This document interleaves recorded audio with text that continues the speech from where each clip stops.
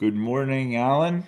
Good morning, everyone. It's Sunday morning, and we're talking about Return to Healing, our book that explores the nuances of healthcare and why the healthcare you're getting is not necessarily the healthcare you want or should be getting, because there is a lot of stuff out there that is engineered to make profit, and it's always spelled as science against not science and misinformation against truth, and it's just shocking how people have mislabeled the nuances of what is your health, and not only nuances but the individuality that you are a human being different than what could be churned out by a computer or a calculator. And Al and I were talking. We are primary care providers who truly believe in individualized, personalized care without always a right answer. And unless you have that, if you're going to go to specialists all day or look at the media for your health, and one of the big issues, Alan, is vaccination. It's shocking to me that there are two camps. There's the pro-vaccine people, and then there are the misinformers or the vaccine deniers. And, I'm not sure which camp I'm in. I believe in vaccines. I take vaccines, but I question them like I question everything. And the problem is, to me, there are three camps. There are the vaccine zealots who believe every vaccine is good, should never be questioned. Then if you question it, you're a terrible human being, anti-scientific. Then there are the anti-vaccine zealots that think all the vaccines are there to harm you. They might have nanoparticles in them. I've heard that if you get them, you're going to die. And then there are the scientific people who believe Like us. there's like us that there's some vaccines that make sense, some that don't, combinations of vaccines that absolutely don't make sense, and I can get into that later with adults. And that the biggest hole, Alan, to me, and we talked about the great scientist of our era, Anthony Fauci, who during COVID did not authorize a single study of anything because he just knew everything. It was in his head. He could figure it out like a god. But to me, vaccines are very understudied. And when all of a sudden, like the CDC, which you could look at their vaccine arm, and people have written about this. Gene Lenzer wrote about it. Many people in journals out of this country, like the BMJ, British Medical Journal, have written that the vaccine arm is financed and completely staffed by people who are on big pharma who work on vaccines. So when they come up with a recommendation, where's the science behind it? Are there studies? I've called the CDC twice on this to see where the studies were, and they acknowledged there were no studies. This was expert opinion. Why aren't we studying vaccines? If we're not studying them, Alan, then what we're saying is not science. It's that simple. So, Andy, you're 100% right in everything you say as usual.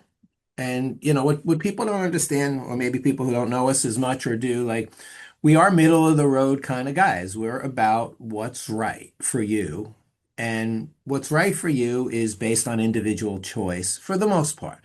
So, we do know that there's some vaccines in areas where there's little epidemics going on where refusing vaccines could add to the spread and harm your children or your loved one. We know that. Or other people's, Right. yeah. So, which is different than some of the other ones, and we'll go into, some of the specifics. But, what Andy's saying is every decision that we make on patients every day is based on science, okay? And it's based on clinical experiences and things we've seen. Now, I've seen bad things happen to people who I've given vaccines to, okay? And we could talk about that. I am not an anti-vaxxer. I give my children, my family vaccines, and I give my children in my practice vaccines. I think that it's common sense in much of it, and some of it is not common sense. But we also need to talk about, people hear about this thing, what is true shared decision making? And true shared decision making is happening in our offices every single day on every single thing we do, whether it's ordering a simple lab test or giving a medication or giving a vaccine or other treatment. That's how me and Andy practice. We practice evidence-based, which means we know there's evidence out there, and we discuss the evidence with our patients so they could make a decision. Okay. Decisions should not be made based on TV commercials. It shouldn't be based on political water that's out there and, political fighting between the left, the right, the middle, and what's there. That's just not where you should get your information about much. I'm not saying that you shouldn't do your homework. Yeah, we should all do our homework. But if you're going to do your homework and you're a anti-vaxxer, you should be looking at reliable sources of what are the benefits of the vaccine. Okay. And if you're skeptical about things, you have to look at both sides. Look at both evidences. Don't go to websites out there that are supporting your decision because if you put anything in there to support your decision, it's going to say, still that measles, mumps, rubella causes autism. And again, there's never been any real evidence for that. And autism is a whole different topic that maybe we could discuss one day. But people have to look at both sides, look at the evidence, research your own evidence, and then speak to your trusted doctor. Okay. And that's one of the things, like one of the biggest thorns in my side is, with pharmacists giving so many of these vaccines right now, it takes out the patient-centered discussion. There's no patient-centered discussion. I sometimes come in now and I have patients come in with a little piece of paper and goes, "Oh, I went to the pharmacy 2 weeks ago. I was in there and, they started talking to me about the vaccines. And I walked out of there with a shingles vaccine, a pneumonia vaccine, and an influenza vaccine all at one visit. And I said, did they have a discussion with you about your medical problems? Did they discuss what you need or don't need? Did they, and the Times says it's not. There is no evidence-based decision. Yeah, they give them some handouts in the pharmacy and they say, these are the handouts, but you should be getting this. And by the way, it's free. If you get it here right now, we're going to accept your insurance and take whatever they get. And hopefully they'll walk out with a bunch of bag of goodies that they bought as well. And the pharmacist did really good on that visit. That one bothers me a lot. That is incredibly annoying, and it wasn't that long ago that we had to authorize vaccines, and someone flipped a switch and gave it to pharmacists who now give you a discount on your groceries if you get X number of vaccines. It's become 100% financial. Whereas when we authorized it, there was no money involved. That we don't get paid whether you get a vaccine or don't get a vaccine, and that's how everything should be. By the way, every medical choice by a doctor should not involve us getting paid based on your decision. Two quick stories about this. And Alan, I of course am an adult doctor, but I have children, and I've been in the vaccine community because when I was giving talks and writing about COVID, I encountered both sides and both zealot sides who were unwilling to do what you said, and who believed anyone either who got a vaccine or who didn't get a vaccine was evil, destroying the world. I mean, you got to hear these people talk, but this is what's driving people's decisions. So, there's a new pneumonia vaccine came out. The original one's been out for decades, called Pneumovax. Now there are like eight, but a new one came out, I don't know, 5, 6, 7 years ago, called Prevnar. Now people were going to make money giving the shot. You don't make money giving the old pneumonia shot because it's old. The new one was studied by the company, one study in the Netherlands. Why in the Netherlands? Because no one there gets the Pneumovax shot because they don't feel it's useful. So their public health doesn't authorize it. So they did the study and it showed minor benefits. I mean, no reduction in death, just minor stuff. Then the CDC comes out and says, you need to take both shots. So that's when I called the CDC. I said, but you only studied in people who didn't get the first shot. How could you authorize both shots? Maybe there's something that goes wrong when you put both in the bodies. The guy was back and forth. Well, we got biochemical evidence. I said, what about clinical evidence? If you wanted to authorize both shots, why wasn't this study done? And he said it doesn't matter. Then he just stopped talking to me, which is how they do it. That's the bottom line. They didn't, it's not studied. We don't know if two shots are better than one. Now they got like eight, like I said. The other one, real quick, is COVID shot, which we could talk about, which is, proven to be relatively useless lately. Whether the first one was good or not, maybe, but lately the boosters, even in New England Journal, they talk. But the COVID shot and the flu shot. COVID shot is an mRNA shot. mRNA shots stay in your body for a long time, and they take up your immune system. Your immune system is what they do with these shots. They create an illusion that you have the infection, and your immune system attacks them. Most shots, like the flu shot, it goes in and goes out. So your immune system attacks it, makes antibodies, then we're done. But the mRNAs stay in for a long time. That's their purpose.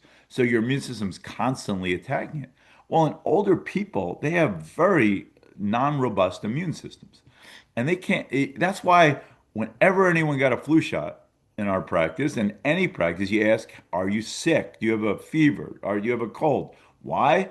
Because if you're sick and we give you the flu shot won't work because your immune system's already busy fighting the cold.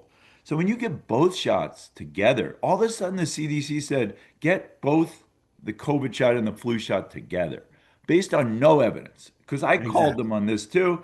They said, this is expert opinion. We don't have evidence. I said, why didn't you study it, especially in old people? Well, we don't have to because our experts are like Fauci, right? They don't, they Mm. just say, sure, that I'm smart, let's do it. What happened, Alan, at least in the country, in my world, is in my facilities where they gave both shots together. I tried hard to separate them. Flu shot first, COVID shot next, for those who want the COVID shot. What happened and when they got it together, we had a massive increase in flu, more flu than we've ever seen before. Now, the common sense I should say, shit, something's going on here. Why are we seeing so much flu all of a sudden? Well, because when you give the two shots together, the flu shot doesn't work.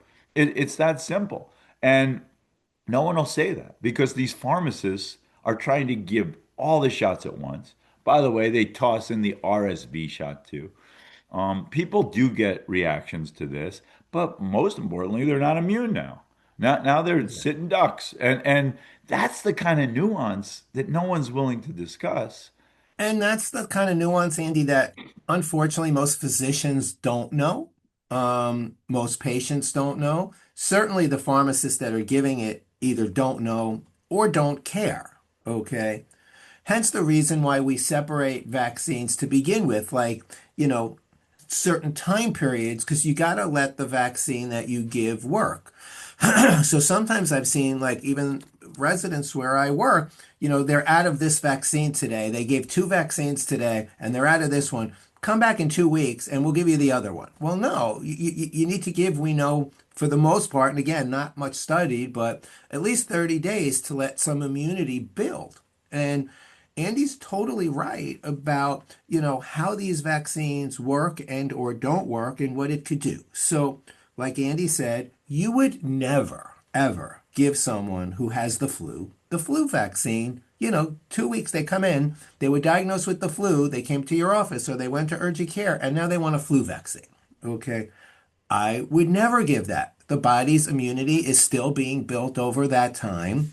The strains that are in the community, the patient obviously got, so the flu shot is unlikely to give any more benefit, but does have the potential for side effect. And I could tell you from my own personal example, I'll bring this up now. I don't know if I've talked about this on our podcast, but COVID, is not near and dear to my heart. I feel it semi ruined my life from we've talked about this, what we've seen and what we all went through.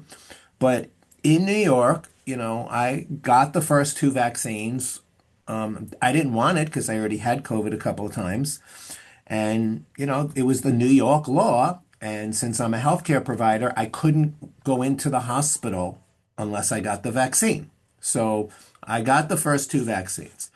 Then the whole booster thing came up in New York. And they said, okay, healthcare providers are going to have to get the booster. And came from No science base, just based on, what our political leaders were throwing out there that, oh, you need to get a booster. So I had gotten COVID. The state law was going into effect on a Friday at 5 o'clock. And what went on is the unions in New York were up in uproar. They were in uproar that they didn't want it. People felt they got more side effects from getting the COVID vaccines. They didn't want it, especially the workers who were on the ground workers, like healthcare aides and the people working in nursing homes and the home health aides. They didn't want it. Many of these were from, immigrant countries and were skeptical about this, rightfully so, and were refusing, refusing, refusing. And the law was going on to effect on this Friday at 5 o'clock. I left at 3 o'clock that day. Okay. And 2 weeks after having COVID, I was forced to get the COVID vaccine. And I've never felt the same in my life as far as body aches, fatigue, brain fog.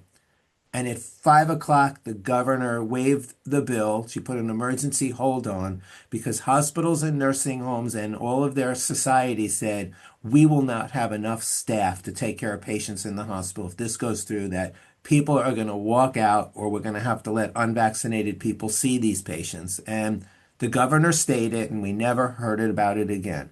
And we know COVID is a different disease today. It's a totally different disease. It keeps changing all the time, which is what a common cold does, which is why we know that when you have a common cold, it's a different pathogen, a different virus each time. They keep evolving. The same with COVID. And they'll probably never be able to keep up with an adequate vaccine. Plus, is it necessary? How many people are dying from COVID? What is, and this is what I speak to patients about in that patient shared decision making, what is risk versus benefit? What is my risk of getting this disease? What is my family's risk? What is the risk to society? Okay, versus the benefits to me and my patients and society. Okay. And I think clearly with certain diseases like MMR, there are clear benefits to, we see what's going on with the epidemics in this country right now. And we see in states that are heavily vaccinated, it's not happening. And we're not seeing significant side effects from those. But again, it's about a shared evidence-based decision that is made. And I've unfortunately, we've seen a lot of people, it's not just me, spoken to many of my colleagues who felt, and again, the evidence is not there because there is not a lot of evidence for the vaccine at all anymore, who felt, and I think we saw this in children as well, is that, children who were unvaccinated did better than children who were vaccinated. And why are we vaccinating a group that just has such a low risk if they get the disease? Yeah, and the risk with the COVID, and a colleague and I wrote a book about COVID communication. So we looked into the numbers, the numbers of children and young adults. I think it was people under 25. In 2020, when it was at its worst, 300, 300 deaths in that group across the country out of 90 million people. Just to give you perspective, in 2017, 3,000 people in that age group died of flu. And the CDC at that time, when people said all kids should get the flu shot, because they weren't at that point, now they have to get everything. Um, they weren't. The CDC said you don't vaccinate 90 million people for 3,000 deaths. It's not going to occur again. This was an off thing. When 300 died, all kids had to get this COVID vaccine. The consequences of not getting this vaccine that had never been studied in kids, even the original pharmaceutical company studies did not involve anyone young. The consequences could be catastrophic. Maybe they are. We don't know. There's a lot of uptake in autoimmune disease, childhood cancer. Maybe that's because we drink heavy metals. Who knows? That's a debatable thing because they don't study it. Or drive Fords. Or drive Ford F-150s. They get in the Subaru. But we don't know. We know there's an uptake. But we do know there is no benefit to give kids. But if you did not get it, you could not go to college, go to school, travel, get a job. You'd be kicked out. Our president said if you have any, if you're in the military, if you're in the federal government, you'll be fired, and many people were. And if you're in college, you can't go to college anymore. they were removed from society if they didn't get it. And And I know, public servants were removed in New York, and right. they're fighting and got most of them got their jobs back. And most people did ultimately get their jobs. Like, my board of physicians said if I dare utter anything negative about vaccine mandates, that I could lose my license. And so, of course, I uttered many things because I'm not a big mandate fan. But here's the thing, Alan, we didn't study it. Europe did, because there's the question, and this is how we have to look at the measles and other vaccines. There is a question of personal choice versus public health exigency, which means that even if you don't want it, you're not getting it will hurt other people. That's crucial to this. If I don't get the COVID vaccine and you do, am I hurting you? Europe studied that. They studied it also in schools. Starting in 2020, they did lots of studies. If people go to school, will it spread to the community? And they learned it doesn't. So they started schools up immediately the next fall. We took another year before we started because our great leader, Anthony Fauci, said, I don't believe in studies. I know what's going on. But when the vaccine came out, they studied just these things. And by the way, Europe, the only recommendation, and it's a light one for the COVID vaccine, is over age 65. In the United States, the vaccination is over age 6 months.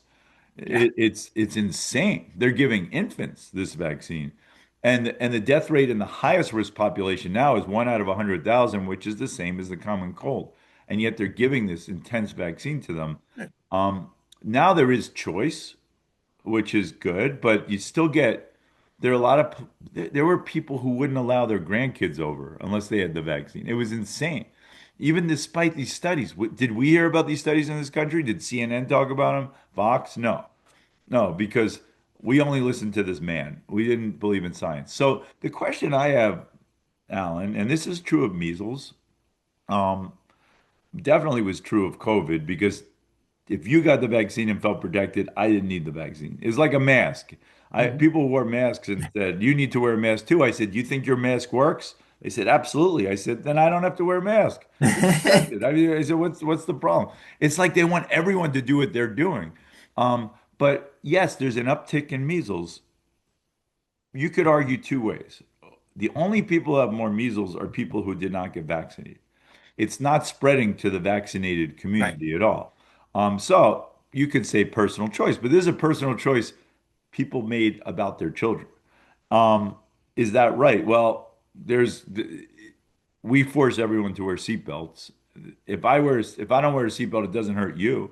So we do have some laws that do enforce health. On the other hand, as a parent, you could feed your kids chips and Twinkies all day as their main meal and smoke in the house and flood them with smoke, and that's perfectly legal. And you're doing a lot more harm to your kid doing that than not giving him a vaccine. So we're torn in this country in Yeah. terms of individual rights, but clearly, as far as we know scientifically, not giving a measles vaccine is not hurting the public. Nor it might be increasing the spread, but it's not spreading across the board to everybody. And it's still very small in the scheme of things. And the COVID vaccine was never shown, by the way, to have a public health benefit. It didn't Yeah. slow the viral spread. It didn't reduce deaths. More deaths occurred after the vaccine came out than before.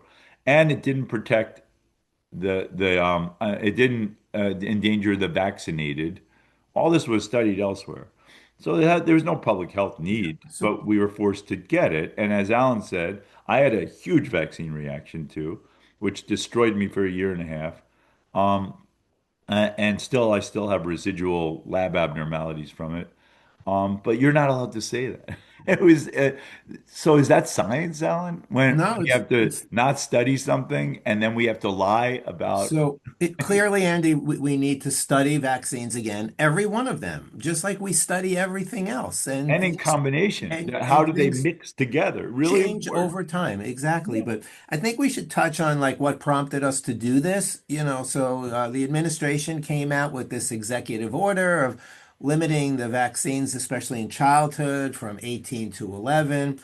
And folks should know that that aligned with, many industrialized countries that give good health, like Norway, Yeah. Sweden, Denmark, Germany. I believe France, United Kingdom. So, many of these countries do it that way. So we kind of align with the rest of the world, who, as Andy says all the time, does study this stuff a little bit more than us in their populations. You could argue that, there's differences in weather and different infectious diseases throughout the world. But this has brought up a lot of controversy and a lot of, like we said in the beginning, where are you getting your information from? Are you going to a site that is an anti-vaxxer site or a for-vaxxer site or a for good public health site? Like you can't tell. But it's hard to argue to me when a parent comes in, because I still do, children in my family medicine practice, and they ask me about things like, the hospital wanted to give my kid the hepatitis B, and I didn't know if they wanted it or not, and I just refused it. And I said, I'll speak to Dr. Roth about it when I see the kid in the office. And it's hard to argue with a mom who says, like, what's my baby's risk of getting hepatitis B? Okay, so we Right. know that, hepatitis B is mainly in, either healthcare workers or from IV drug abuse or sexual contact. Hepatitis A is mainly from going to endemic areas that the countries that have it or eating raw shellfish and things like that, like things we don't touch near a baby. And like, why is it important to inoculate a newborn?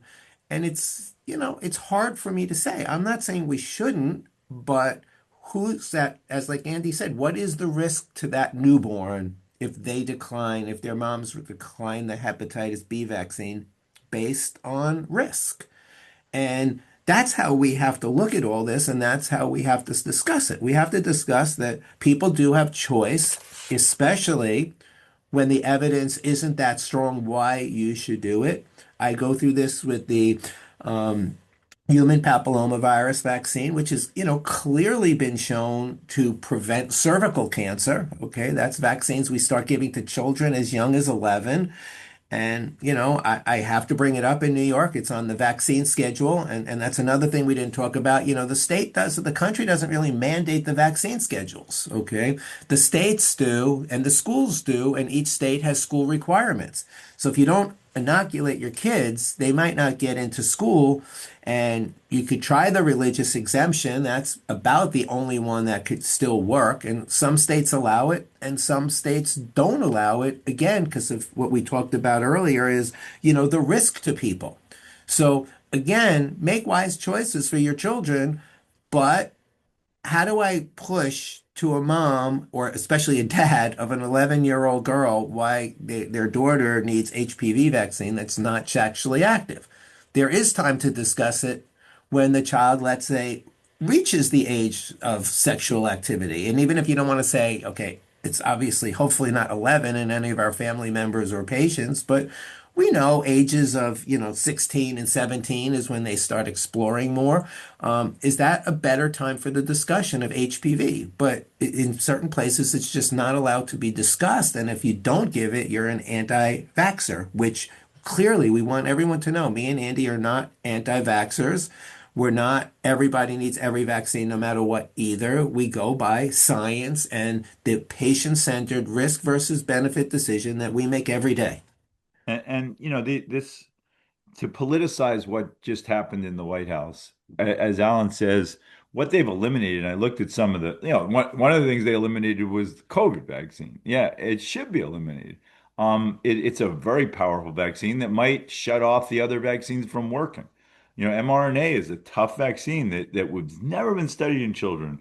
And getting rid of the hepatitis vaccines, again, not necessary for children. And this aligns with countries that study. And the person, even though everyone says Trump did this, Trump did, the person who's the vaccine guy in his administration is an incredibly progressive guy who's done more research than anyone, Vinny Prasad. He's written multiple books. He's the top cancer researcher in the country, University of California, San Francisco.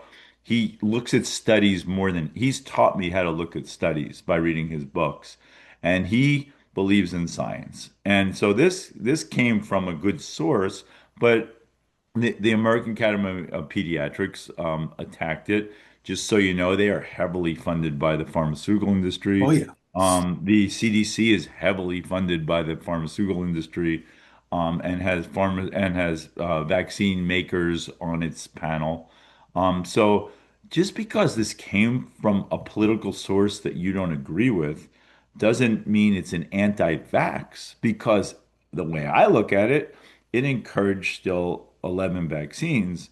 It wasn't saying to stop vaccines. It was saying maybe these are not necessary. In fact, maybe these are harmful because they prevent other vaccines from working well. We don't know. We should study it if you want to do it, but let's go back to a reasonable amount. And that sounds right to me. Of It's course. none, it's And just, what it's not anti-vax because they and promoted vaccines. They said you should take these 11 vaccines. It's like everyone else in the world is doing. and It's, be skeptical about these others, which is yes, pretty reasonable for the most part. right. Like Andy, I don't know, based on your age, if you ever got a meningitis vaccine. Like I never got a I meningitis never did. vaccine, No. and we actually have treated patients with meningitis in our Yeah. career.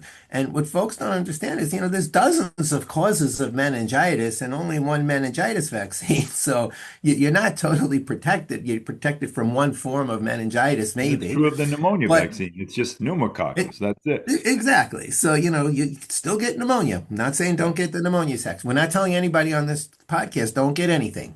Speak to your doctor. Use reliable sources. But, the other thing that this executive order talked about was separating the MMR.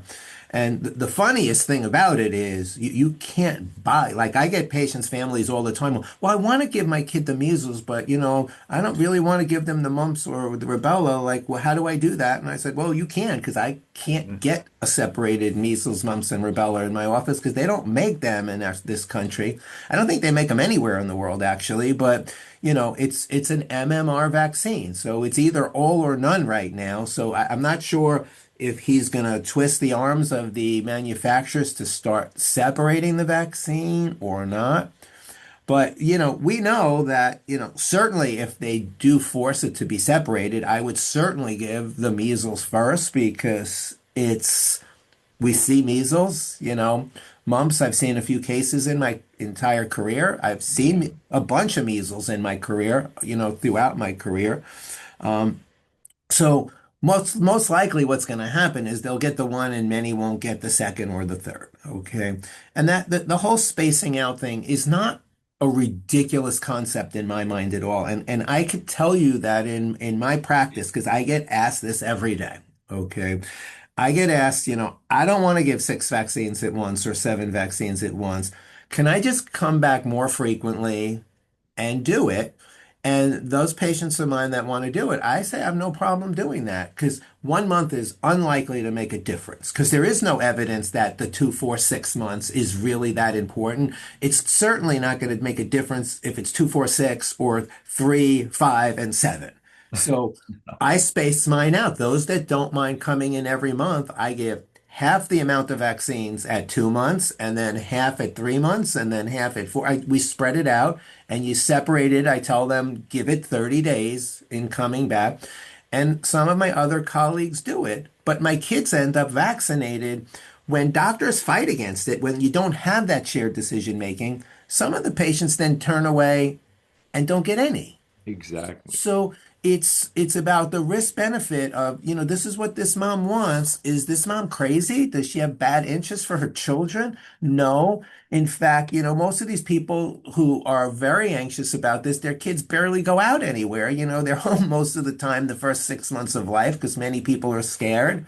And the only people coming into the house are older grandparents, which have already been forced to get a Tdap vaccine by their children because we know, I'm sure it happens in your practice too, Andy. You'll see patients coming in for Tdaps and like, why are you here for a Tdap? Like, no one has ever asked me for that, Like, until the OBGYN recommendations came out and said, we still see pertussis and grandparents should get vaccinated. And if your grandparents don't get vaccinated, don't let them see your kids. So yeah, that's yeah, happens to me almost on all a the weekly time. basis where someone's coming, why are you here today? I'm here for a Tdap. Oh, you're having a grandchild? Like that's the first thing I say. And I've told a lot of people the same thing that, and they got it because they were locked out of their kids' house because kids these days. Because they watch the news and that's their information. And to give again a little credit, the reason one of the reasons for splitting the MMR is because they wanted more people to get the measles shot. And because of this measles uptake, and a lot of people aren't getting it because they don't want the three. So it wasn't an anti-vax move. It was a pro-vax move. They said, well, we could sell the measles vaccine to these people easier than the triple one. And again, our immune system does much better if it's hit by one thing at a time. It can make much better immunity. Kids are a little more robust than older people. They could probably do better, but we don't know. It hasn't been studied, but you'll make better immunity if you kind of split things up a little bit instead of shoving everything in at once.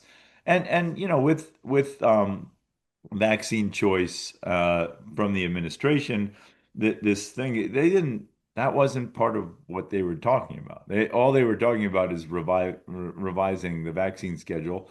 And again, let's make it clear that doesn't mean you can't get the other vaccines. This was just the recommendations based on the science we have, which is why every other country does this. This is why every other country puts COVID at age 65 and older. It's because that's the evidence we have. Um, to give it to a 6 month old seems insane to me.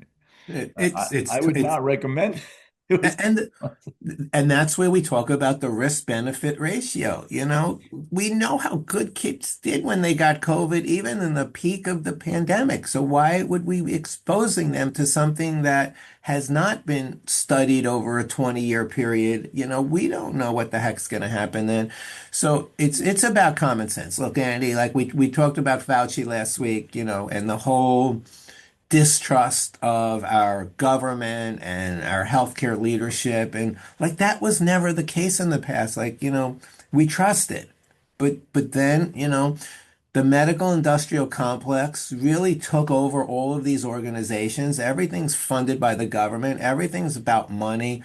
All of these specialty societies, it was about the money they're getting from drug companies and pharmaceutical manufacturers. And the expert opinions are skewed now. Like it's hard to trust, what we are hearing as physicians, and it's hard to trust the evidence unless you get up and read it yourself, which, many of the young doctors don't read articles anymore. They just go into like open evidence AI, and ask a question, but they then, the 20 articles that follow that was based on or not read.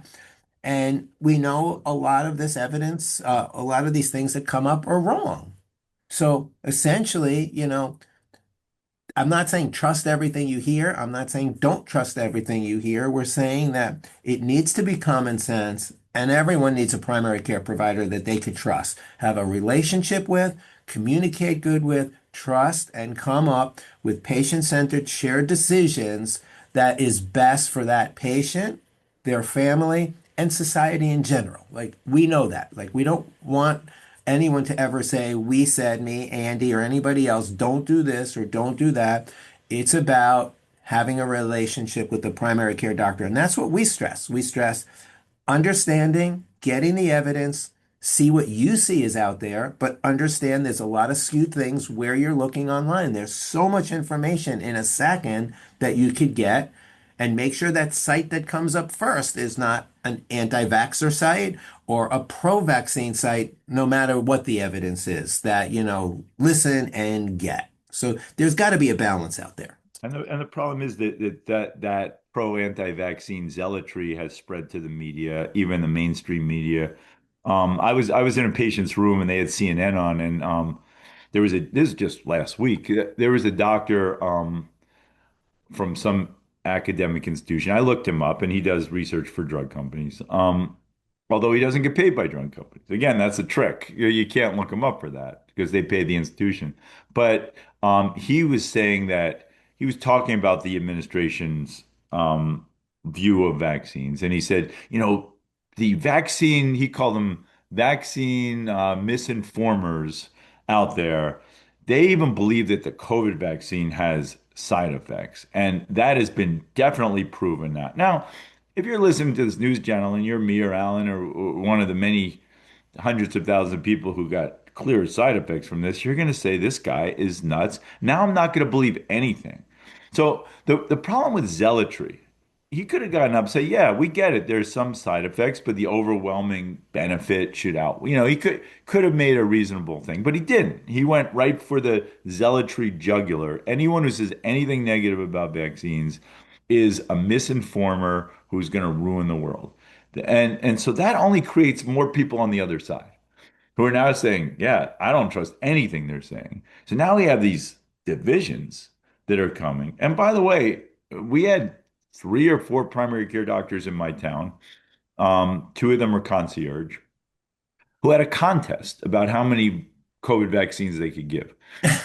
So not every primary care doctor is worthy of a discussion, and Alan and I believe that we need, to create a better crop of primary care doctors out there by many things we discuss in our book, which giving more time for Yep. visits, more money, more prestige. There's a lot of things we could do to make sure we don't get people like that who are also zealous. I live in a very slanted town, so it's not necessarily representative of the country, but when people are on the news and then people go on Fox and say, autism is caused by these vaccines, then the other side just gets more insane about like, no, every vaccine is good. So we've now created these two camps, not based on science, not based on your health or the health of the community, but based on what politics you follow.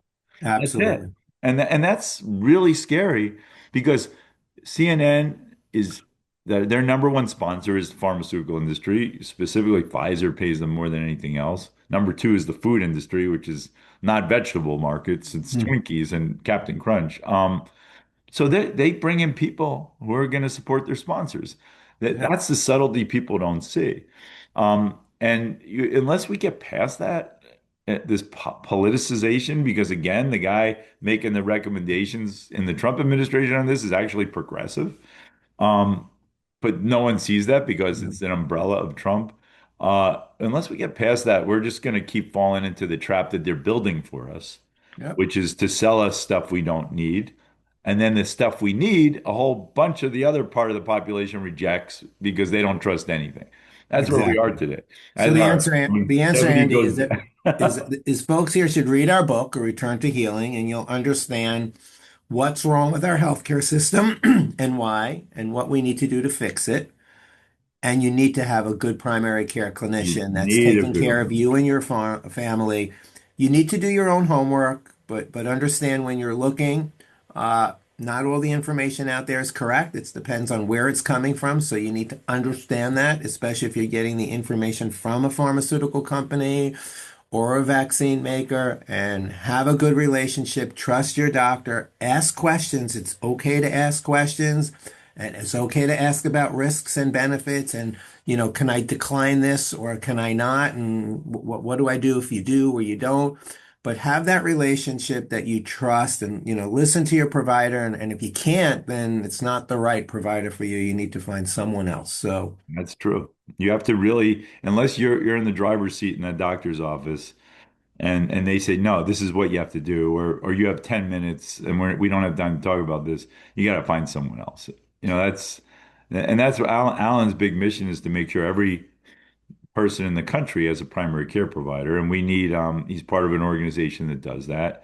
And we don't have enough. We don't have enough people going into primary care.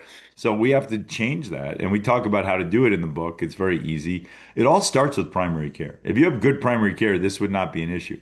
People could look at these TV, and that also means moving the vaccines back to the doctor's office and not allow the pharmacist to just yeah, do that's whatever the got to heck go. they want. That has There's to happen. There's no shared decision making in a pharmacy's office at Well, all. they get paid if you get the vaccine, so they're gonna make you get them all at once, so they get paid just in case you go to some other drugstore next time. Exactly. So that they're gonna do that. They don't care about your health one bit. So we do. We're not incentivized whether you get it or don't get it. We just want to talk to you, and we need the time to do it. We need more of us. And the world's going the other way because it's so polarized. So, Alan, it's really, to me, this is easy, but it's That's just easy. been We just made got to keep so the so politics out hard. of it, Andy. We got to keep the Yes. politics out. Okay. All right, have a good week, everyone. Okay. Take care.